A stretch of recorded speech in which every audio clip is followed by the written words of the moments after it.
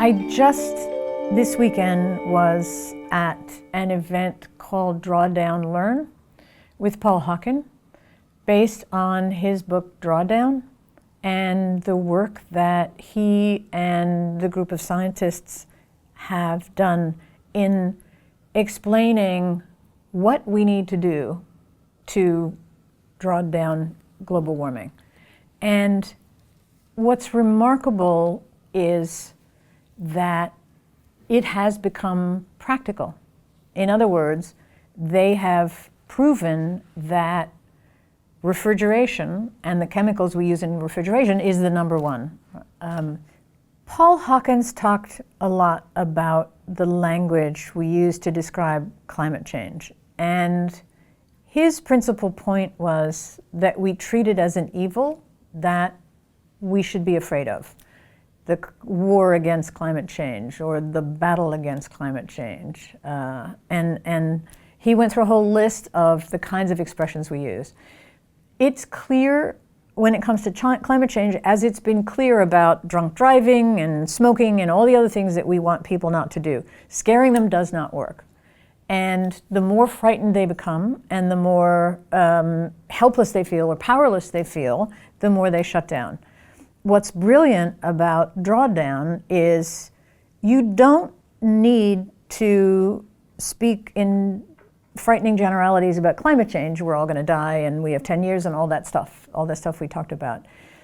You can say, depending on what someone's interested in, that educating young girls is actually, I forget, it's number 3 or number 8 in their list of what would affect climate change.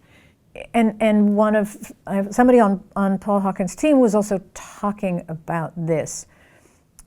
You can immediately get into political battles and just dead ends when you use the words climate change. If you talk about a specific initiative and you explain what it is and you talk to people who have a vested interest in it, farmers have a vested interest in aspects of climate change. Coastal cities have a vested interest in certain aspects of climate change. When you can make it real and when you can talk about things that actually could be accomplished, you shift from vague and fearful to concrete and actionable. And that's where we are now. We know the kinds of programs that will actually make a difference. What I hope the book does is make it clear that leading change and being able to act on the things that matter to people is not inaccessible. It doesn't require a special degree. It doesn't require superhuman power. People always say, I can't draw a straight line. It has nothing to do with that, to become a designer.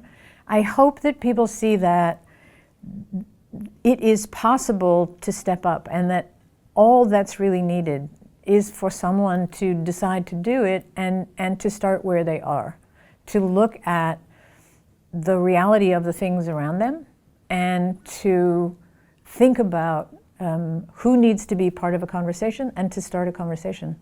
Meg Wheatley talks about the fact that all change begins with a conversation between people. And that's really how to begin the process of social change as well.